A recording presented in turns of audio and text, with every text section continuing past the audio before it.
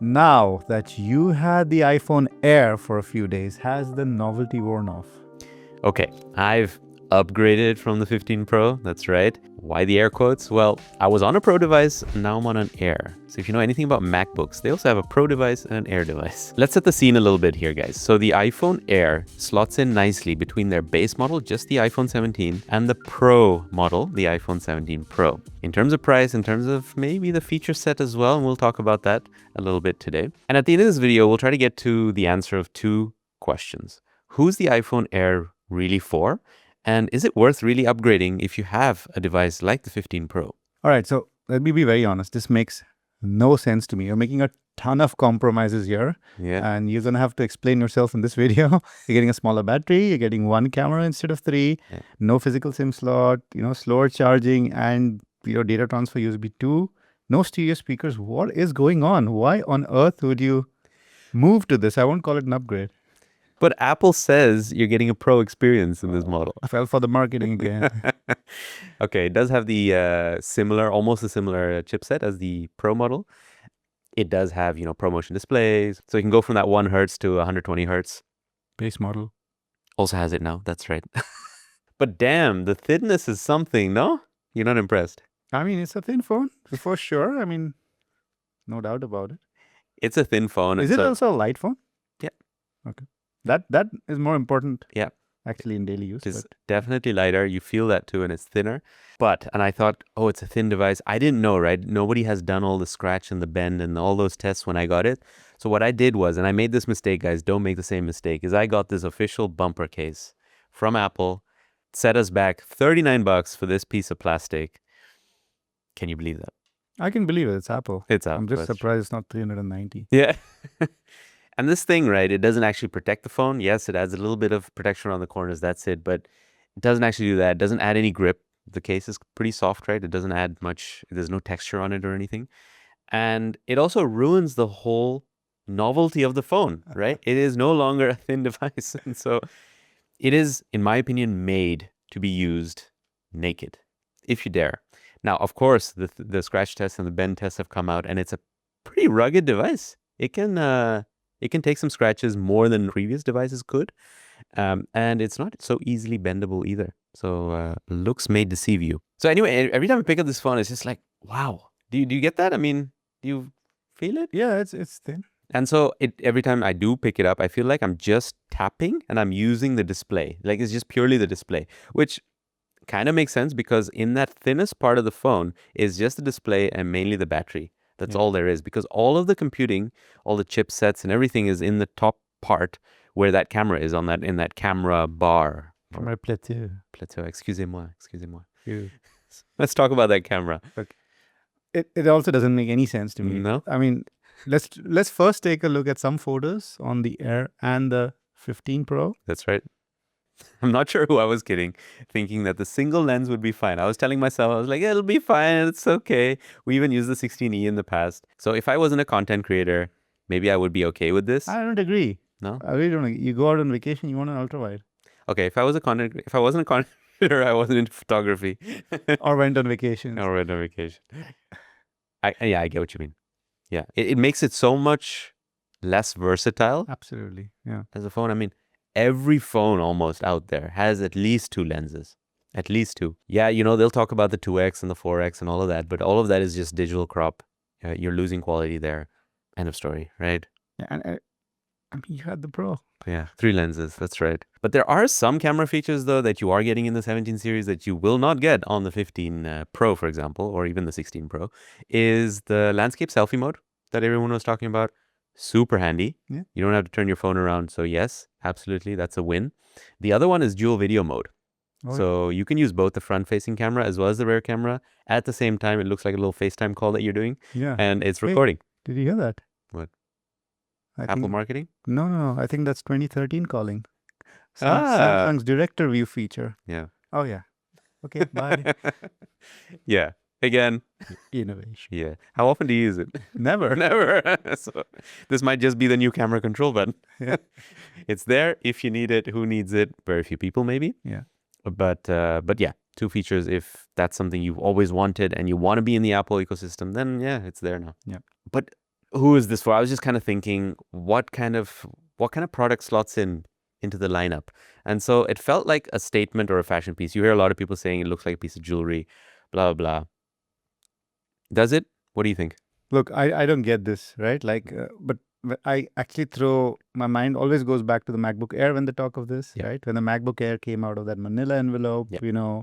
everybody wanted it. It was underpowered as well. It probably had heating issues as well. But now every laptop looks like that, right? It's trying to look like that, Yeah. let's say. So in that sense, maybe Apple's onto something here, but yeah, it's just not. It's that rational emotional thing, right? Yeah. I don't think it's a very good rationally Wise decision to Right. buy this, but yeah, if it makes you feel nice. Yeah, there's that. The other angle I was thinking of was it's kind of a minimalist phone in a way. It reminds me very much of the 16E. But it's such a powerhouse compared to the 16E. What's minimalist about it, except that you don't have more So if cameras? you're like, hey, I want as little phone as possible, I just want it to get out of my way and not be tempted with so many cameras and such long battery life. I barely touch it. I just want to use it for the main things. But I have a lot of money to spare, and I want it to look nice and I want it to look designer and all of that. Yeah, So maybe for the hipster minimalist, maybe. more hipster than minimalist. Yeah. I'd say, because you're Makes- getting iOS anyway. So Yeah. You are, and you can obviously change it up in the way you want, and you don't want to just go to bare bones, Right. like the stuff that we've looked at, like the light phone and things like that.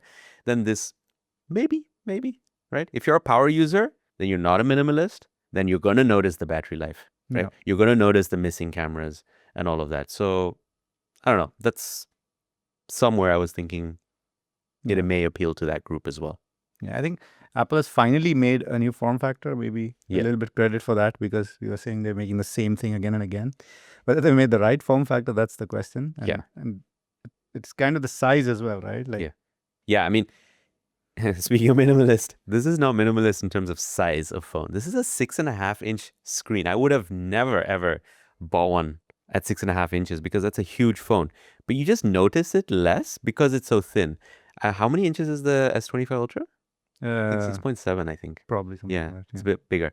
But that is a big phone. It is chunky. It is meaty, This doesn't feel so much in that way. But having said that, it's still not a one-handed display. I was telling you this earlier. Right. I was looking you up in the dialer and I wanted to hit call. Yeah. And my finger cannot reach to the other side. You have bigger hands, so maybe yours does. Yeah, mine. But mine as well. cannot. And what about the 15 Pro? 15 Pro I can. Yeah. So maybe a little bit of finger gymnastics, but I can get there and it's much easier. Much easier. Much easier. Yeah. So it is a bigger phone, but it is lighter, the Air. But the 15 Pro is a little bit heavier, but it is smaller and more usable in my opinion. What about the battery? Because that's what everyone's talking about. Yep. It's a smaller battery, but I've tested it. I've used it. I get through my 24 hours. No worries. Let's be honest. All of these phones are just one-day phones anyway. Yeah. Yeah. I got about between 5 to 6 hours of screen on time. I say about because the battery life was about at 25% and I had 4.5. I'll put up a screenshot on that. And if you extrapolate that, it gets to about that much. And it wasn't a light day either. I was using the camera a lot. I was using it for navigation, streaming, watching videos, all of that. So it wasn't like I was not using it. And I got through it. If I didn't continuously use it, I would still be able to plug it in wherever I am. In the car, at home, at the office, wherever. So I'm near a charger anyway. So for someone like that, I don't think you're going to feel the battery life as much. But batteries are batteries and batteries degrade. Mm-hmm. So in time, not sure how this is gonna pan out. Then you can make it a thick phone again. Yeah, no, we're not doing that. Adding the battery pack. No, we're not doing that. MagSafe. That's like buying this piece of crap. It defeats the whole purpose. Correct. It's one of the biggest selling point is you're getting it for the thinness, and no, you're not putting it back. I would rather like replace the battery, like save up money on all these battery packs and stuff, and just I don't know $80, $100, whatever, get the battery replaced. Done. All right. Yeah, but you're still getting a highly performing phone, beautiful OLED display. It's got that promotion, like I said, go down to 1 hertz, all of that. But what's interesting here, which I think was a pretty cool move, is you're also kind of an early adopter, not just because it's a thin device, but because you're getting a device with more of Apple's own chips in it. Yeah. So the 15 Pro had the A19 and stuff like that, but that's it. Now it has the own networking chip, right? The N1. It has the own modem, the C1X. And the 16E was the only one that came with the new modem. And so all of this, right, to me feels like Apple's move that they did with their MacBooks when they went away from Intel to the M1 chip, their own silicon. Do you know what that did to battery life? Yeah, but that's the CPU. You can't compare CPU I know, with the modem. I know. So. But I'm just thinking, like, they're doing a good job in the past with making their own chipsets. Right. It hasn't failed on them yet. Yeah. And if they can make all of that work together, well, maybe we have a good device here, right? And maybe this not this one, but it's kind of foreshadowing to where it could be going. That's true. Yeah. All right, let's go to the two questions. Yeah. First is, who's this phone for? Yeah, good question. I think it's novelty. I think if you have been very bored ever since the 12 series with the flat edges and the kind of the same layout, right? Of course, they played around with the lens placement, and that's it. And added exactly, and then adding the camera control button, but nothing has really changed. And people are disappointed. People are not happy with there's no innovation anymore in the design. But that's kind of the case with smartphones in general. We were talking about this. It's a saturated market. Like a phone from 2-3 years ago is still, punching way above its weight.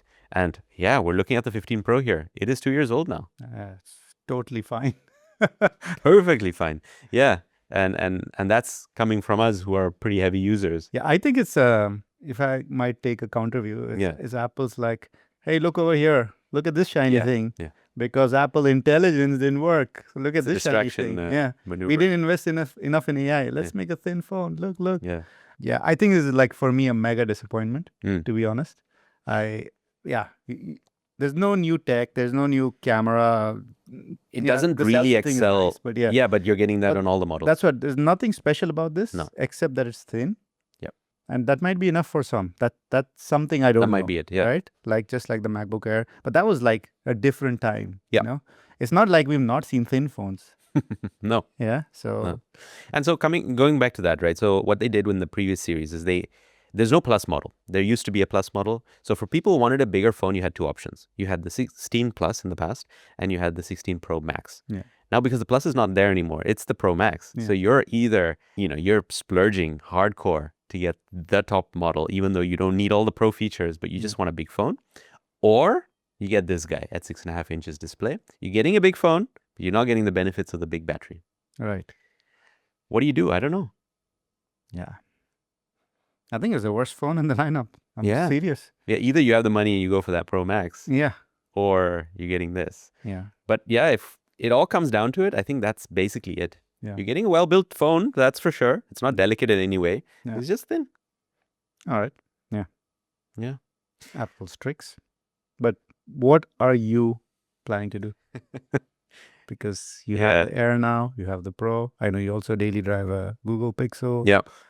That makes it a bit different, I think, compared to the normal one phone person. Yeah. So obviously I have the Pixel 10 Pro as well. And so this has 3 lenses. It has the, everything that the Air doesn't have. But that's not fair. Let's compare it. If I had the 15 Pro only, I don't see the reason to go to the Air. To the Air, right? Yeah. No. Yeah. It's fun. It's nice. I think the novelty will wear off, the thinness. Yeah. I mean, if you rock this guy naked, the 15 Pro, it's pretty small. It's very small and more actually usable one-handed than the 17 Pro. Yeah. Yeah.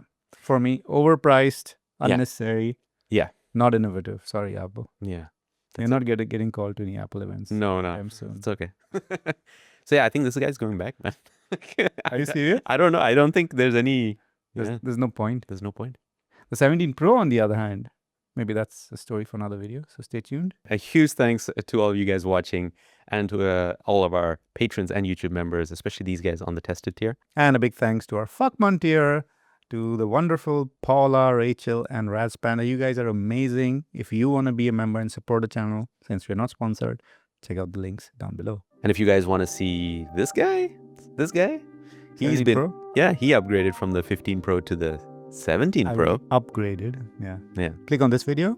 And if you want to see our take on the Apple Watch SE 3, then click up here as well. Do we?